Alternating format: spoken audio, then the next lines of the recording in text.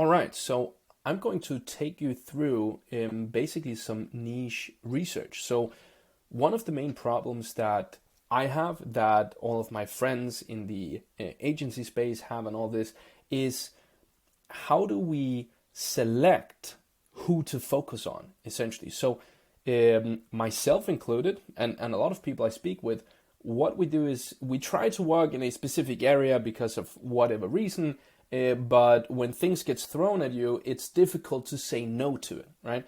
And when you don't say no to any of the offers that you're getting or inbound clients or whatever it might be, then over time your business gets very scattered. So for me, for example, I'm in the lucky position that we're doing very okay. But I'm trying to scale this thing, and in order to scale it effectively, I need to basically pick the very specific issues that I'm solving.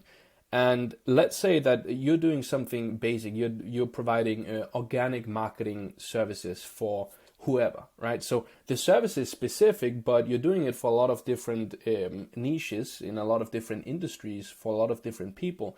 So it will be more difficult for you to make a process around this, like how do you communicate with the client, how often are they being updated, on what points, what things do they value, what things do they value less.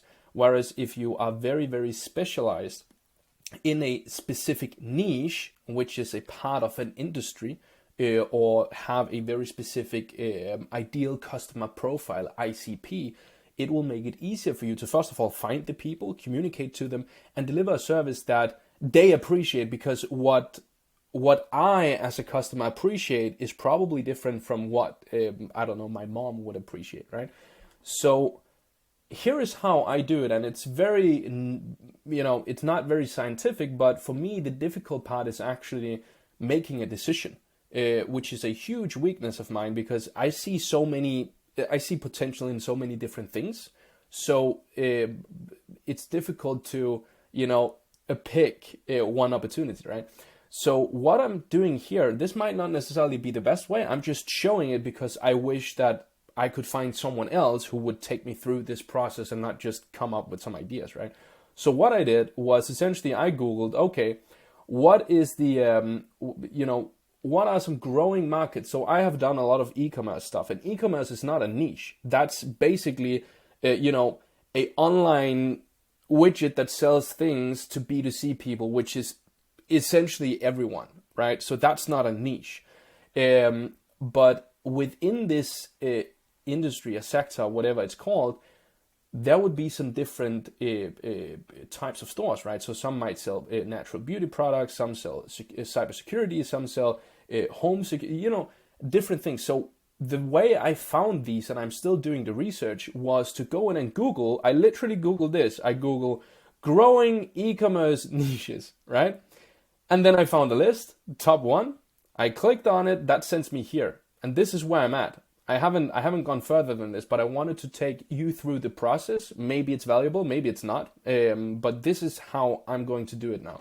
So pet products, for instance, this, I read through them and I go like, is any of this interesting to me? So for instance, this, let's see here, I saw something like natural beauty products somewhere. I thought it was interesting. Subscription models, that's also not really a niche, because it can still be subscription within a gazillion different things, right?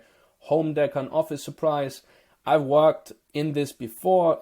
I don't think it's particularly interesting, so I'm not going to pick it, because that's a factor as well, right? You want it to be something, not that you super desire, but at least something that you have some knowledge of and maybe some interest. For me, I'm very much like, if it works, it ain't stupid, so working with home decor would probably not be in my field, because I would not have any idea about how, the interior design or decors would be looking in certain areas.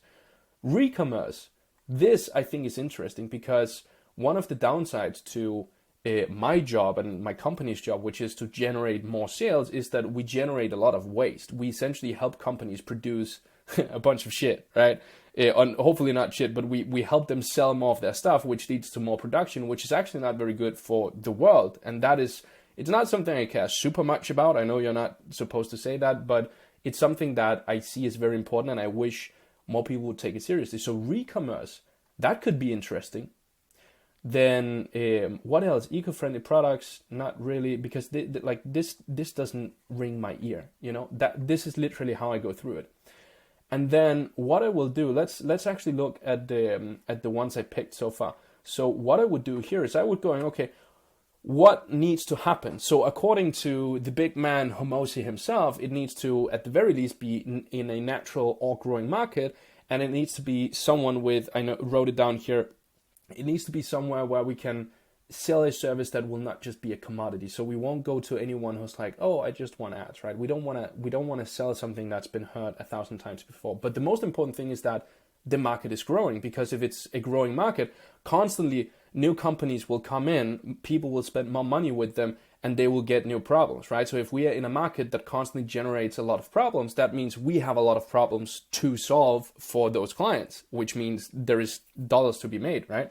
So what I want to look at now is how are the growth rates from 2022 to 2023? Because we're 2023 right now. We could look further back. I just want some pinpoint. I just want to basically cross out what seems decent, what doesn't. Another example is, and this is not something I actually want to work with, but I know that CBD products have been growing. I think, this is just top of mind, I believe it's like 40% since last year, which is crazy, So if you are into organic marketing, content creation, all of this stuff, this could actually be a very good niche to target. But it doesn't really have my interest. For that reason, I'm not going to take it. That might sound a bit stupid, but yeah, anyway, let's leave it there. So natural beauty products. What I will then do is I will mark this. I will go to Google. I'll type natural beauty products growth 2022 to 2023. Let's see what comes up.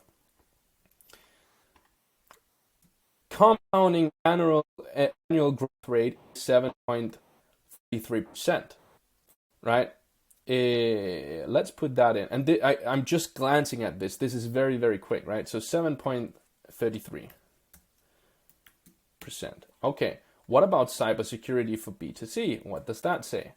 Well, if we go here, up here, it will say, and of course it depends on the source you look at and all of this stuff. I'm just trying to get a general idea so that I understand, is this at all interesting? And if it's narrowed down to maybe 3 or 2 interesting, it's just dig deeper into, okay, how well is it growing? How are the margins? All of what is their pain points, all of this stuff.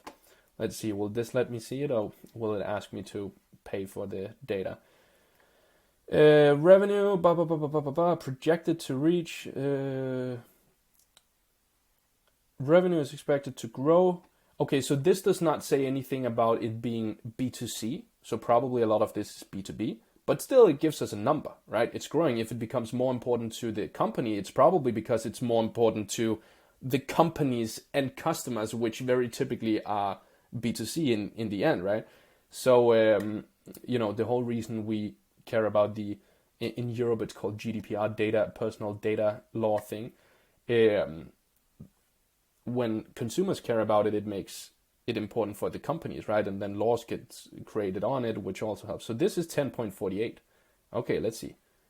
10.48%.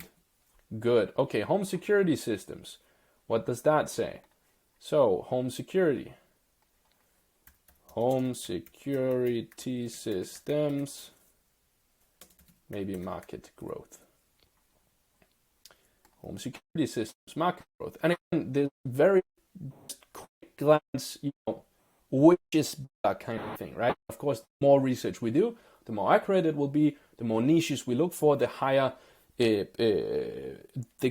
chance of a good opportunity we find will be, or the high chance of finding a good opportunity, right? This is 8.6. Okay, 8.6. That was what it said, right? 8.6, I think. Oops. 8.6, yes. Okay, then we have re-commerce. Okay, re-commerce. I think this is one of the first times I heard this. Maybe I'm just freaking blind, but let's see.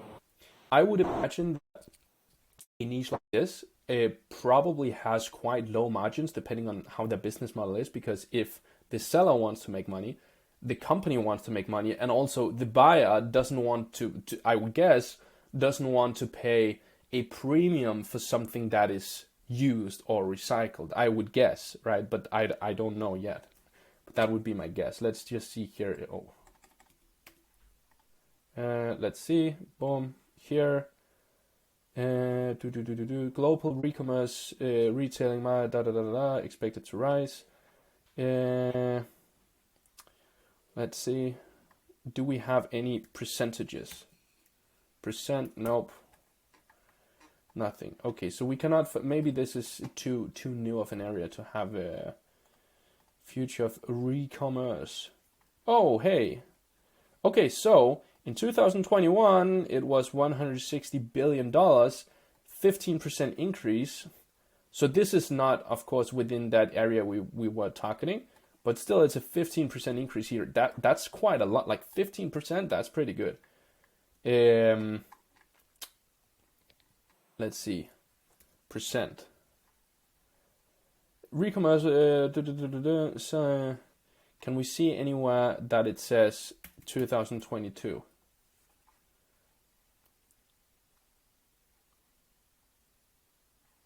In 2022, the recommerce result. Okay. So this doesn't really tell us anything in the audience, but just for the example, let's look at it anyway, because we still have data. We still have some data, and what we want is just confirmation from the market that this is actually increasing positively. Increasing positively, of course, it's an increase, but you get what I'm saying.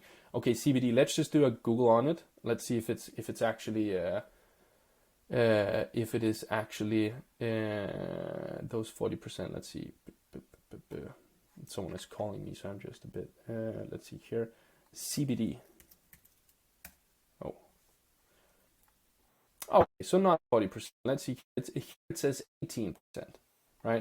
From 2023. Oh, it is expected to grow. Okay, so this is not within the same area. But, oh, look at this. From 8.4 billion to however much that it. Oh, wait. From 6.82 to 9.4. That's 37%. Okay, so 37.8%. 37.8%. That is pretty.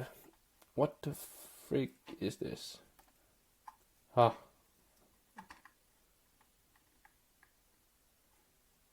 Go away. This is something we should edit out. You get what I'm saying. But this is essentially how I'm going through it. And based on this, then I'm going to go and look at the pain points that this specific market has, or this specific niche has. And then based on that, I'm going to make an offer that battles those pain points. And I've written here, not ads, because everyone is selling freaking ads. I don't want to do that. I want to create something that is not a commodity service, essentially, or not a commodity offer for these particular industries. And then we're going to take it from there. So I hope this was somewhat valuable. I'm just going to throw this out there and see if it helps anyone. At least for me, when I see other people